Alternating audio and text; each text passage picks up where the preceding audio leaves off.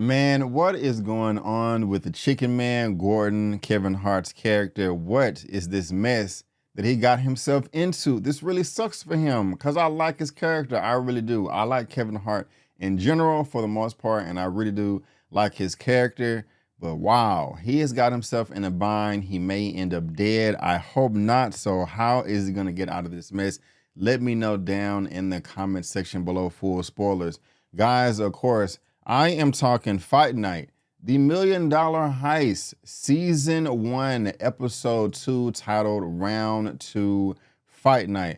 Guys, I want to let you know that this is going to be spoiler filled. I'm going to spoil this episode recap up, down, left, right, in, and out, as if you've already seen it. That is your warning. And if this is your first time here and you like everything that you see, go ahead and hit that subscribe button. Join the Just My Opinion Reviews family. Also, I will be going live for this show Sunday afternoon. We don't know exactly what time, but we do know it is going down this Saturday. But I'm loving this, man. All of these actors, all of these actresses, just this whole setup, this whole get down in Atlanta in 1970s based on a true story. Loosely, it's fire. It really is fire, and I'm enjoying myself, and I can't wait to see how things plays out. My favorite character right now is Frank Moulton, played by Samuel Jackson. It's just something about his character, all characters, how cool, calm, and collected he is. When he shows up at this party and we get the end of it at the end of this episode, wondering like, how in the world did I get into this? I'm supposed to be one of the baddest mofos around and I'm getting robbed at a house party. This does not make any sense. And like I said, I feel really, really sorry for Kevin Hart's character because this is just not good for him. It looks really, really bad. And I know everybody's going to be coming for his head. We saw the way that he reacted when they didn't really kidnap him, but they said, hey, Chicken Man, let's go for a ride. And they brought Javier out there and blew his head off. I don't want to say that I was shocked, but I was just still like, damn, that's just crazy. And the way that everybody that was around reacted, they was all just laughing like it was no big deal. We got Terrence Howard as Cadillac Richie, and I do like his hairstyle. I may get mine like that one day too. You guys let me know. And again, we find out why he was wearing that wig or that hairpiece, or whatever you want to call it, a number of weeks or months ago in a random interview that popped up online. We have that answer now. He was fulfilling a role and he's doing a pretty good job. I think this is a great role for Terrence Howard and I like him in it. I like him in pretty much anything he does, but he's just really standing out to me, even though his character is kind of quiet. It's just his demeanor, his aura, the way that he carries himself. It's just like real cool and slick. And I really do like that. And I think that him teaming up with Samuel Jackson's character is super dope. Whoever came up with that, thumbs up, thumbs up, thumbs up, thumbs up. But as Chicken Man is afraid for his life that he's going to end up like Javier, I thought the acting in that scene towards the end of this episode was superb. I thought it was great. And the Chicken Man is just pleading for his life, like, hey man, I'm just being real with you, okay? I just wanted to be in your ear, okay?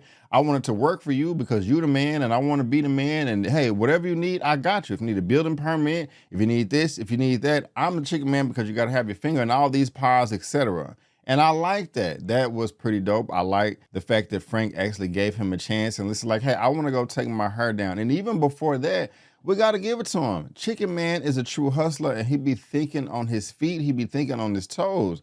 The way that he was able to say, okay, let me get these binoculars. That's Frank Moulton over there, the godfather of this whole thing. Also, we have my friend, the janitor, and the senator over there played by Ron Rico, which I like him as well. He's doing a great job in this role. I like him in pretty much all roles that he portrays, but the way that Chicken Man was able to put that together and almost get away with it, I have nothing but respect for. But that was just so embarrassing how things were flipped upside down on his head. It was like, oh, he's not the man in the zoning area. He is the janitor. Ugh, that's just not a good look. First impressions are everything.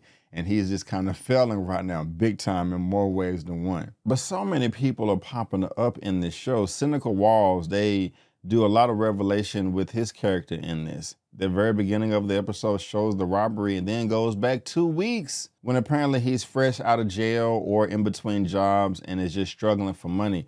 It really does suck. He's in a motel and the water is just leaking from the building. The other gentleman that comes in that actually set up this whole heist, like, hey, I know times are rough right now, but what are you doing for work? They see the water dripping down. He moves the ashtray over there. Oh, I'm a solid citizen now. I don't want to do any of that. I got this little girl right here that's about to turn 9 years old. My baby mama don't want me to see her. I definitely can't bring her over here, but I gotta stay clean. Okay. I don't want to get involved in that. I want to be able to see my girl. She's 9 years old. And the thing that really bothered me, y'all let me know, is when he tried to go to see his daughter and gave her the bear, and the mom did not let him see the child. That really did piss me off. In my opinion, and you can let me know if you disagree, the only valid reason why the mom should be keeping the father away is if he's abusive in any form. He can't be verbally or physically abusive. That's number one. And the reason number two is he has to be consistent. You can't just be popping up 2 to 3 times a year, then expect that you're going to have a relationship with our daughter, or that I am going to be the chauffeur for that. No, I need you to come back a few times a week, at least once a week or something, so that you're not getting your daughter's hopes up and then letting her down 30 minutes later after your little visitation. But I don't know. I really doubt that his character is abusive, but maybe he's just not consistent. And I can kind of understand that somehow, because that can confuse the kid. But in general, if the mom is just being mean or bitter and we don't know exactly if she is or not, that really does grind my gears. It really does frustrate me. You should never punish the child for whatever reason you feel towards the man, the baby daddy, the father, unless they are dangerous, aka violent, like I said. But fast forward, and he's like, man, let me go ahead and get this 20K. Who are we robbing? I'm like, no, because he really seemed like he wanted to step away. Seneca Walls is, a pretty decent actor to me. Last time I did see, he's been in a number of things. I do remember him in a Netflix movie a couple of years ago. It was a romance comedy, and it was pretty decent. He was one of the love interests, but now he's kicking in doors at house parties, holding people hostage with shotguns, and he's doing a decent job as a villain, as a henchman. I like him. I'm convinced. I really feel like he's threatening and that he scared the hell out of these people here. Now, all of the other supporting cast I'm not familiar with, but I like the levels to their characters. You have one that is an expert. He's a vet, but of course we have some amateurs down there that have never fired a gun before, never killed anyone. They're just getting their toes in the water. And so that's pretty dope right there too, just across the board. But we're learning so much again about these characters that has nothing to do with the fight. We'll talk about Muhammad Ali in just a second. But towards the beginning of this episode, we see J.D. Hudson, played by Don Cheadle, and also Gordon Chicken Man Williams, played by Kevin Hart, at the courthouse, okay, trying to get this warrant or this ticket or this violation taken care of. And J.D. Hudson's been at this for a long time. I felt for Kevin Hart's character too. I mean, you're taking me from my family, but at the same time, if you can't do the time, then don't do the crime, but at the same time, look at me, I'm not even trying to rhyme, but it's just going down. No, I'm joking. But that we are targeted more, and I'm not going to get into that, go down that train right now. At least I don't mind doing it, but just not right now. But I felt for him, just like, oh my gosh, you're taking me from my family. So it was just really crazy that when he's at the fight, he still sees the same police officer, played by Don Cheadle, and he's just like, ooh, I have it out for you, sir. You took 2 years away from my life. That's just crazy.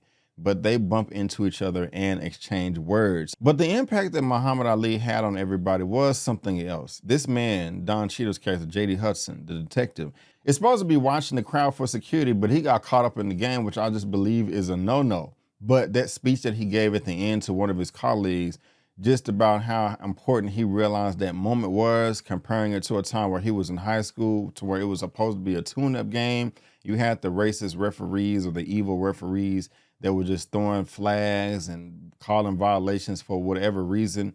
I understand the message there, but to be honest with you, the acting right there, just in this scene, not from Don Cheadle as a whole or his whole role in the show so far, but this particular scene right here, I just really wasn't feeling his acting. It just wasn't the best. I actually said to myself out loud, like, come on, Don, you can do better than that, because it just really wasn't convincing. Opposed to like Kevin Hart towards the end of this episode, his character Chicken Man, when he was pleading for his life. Maybe that acting is going to come out and you're going to be more believable and more convincing, when your life is on the line. But I just thought that Don Cheadle's character could have just stepped it up a little bit right there. I don't know. I just was really shocked that that was kind of poor quality acting, if you ask me. But we have Seneca Wall's character, and please forgive me if they mention his name is slipping me right now. They are in a recruitment mode, trying to go around and get everybody. Of course, the one gentleman, he bailed. Okay, we got to figure out what's going on with him. He knows something. He did this on purpose. But you also have the man that popped up. What is his name? Willie Black? Black Willie? Willie Black? No, it's Willie Black. I'm just being silly. He's annoying. I don't like him. Ego. I think he's going to get somebody killed or do some type of killing, which is just going to escalate everything else. Also, we have Mr. Pickpocket. Man, he's pretty good at that. And we saw how he was able to get the wallet off the other henchman. Also, Kevin Hart's character. Chloe Bailey is popping up. What's going on, my sister? How you doing? Looking all good. Her name is Lena. And if you put your hands on her, even her hair right here, just her ear, she's going to pull out a pick with a blade on it and threaten your life. Okay, she's not messing around, calling people bitches. I don't blame her. Keep your hands to yourself. You got to respect your women. You just can't be violating nobody like that. But she's the inside woman, and wow, they thought this through. They casing the joint, pretending like they're painting and dropping off equipment, going through the house, looking around doors and all the nooks and crannies. Everybody's not smart to do things like that. But at least Seneca Wall's character is like, hey, I don't know if we should do this. It's just kind of risky right now, but this is smart. So we got to step up the security, man. Taj, at least she caught him, and then she was like, hey, where y'all going? But they played it off quite well. But it's just interesting how that played out right there. But sucks for the victims. But we're going to see how things turn out, man. I'm eager. I'm excited. I cannot wait. Who is going to live? Who is going to survive? Who is going to make it out of this heist unscathed and unbothered? And all the victims going to get their money back. I don't even know how much. I'm assuming $1 million was stolen because the show is titled $1 Million Heist. And so we're going to see, man. We're going to see. But the way this is ending right here with Kevin Hart, with his balls in a bear trap, I'm just like, wow, this is crazy. Because he really, in my opinion, he did work somewhat hard to get in this position. But it's for the worse. It's not for the good. And this just really sucks. And I'm really, really feeling sorry for my brother over here because I want him to win. I want him to win. But guys, what do y'all think about the show so far? Are you liking it? Are you not liking it? What's your ups? What's your downs? What's your insides, outs?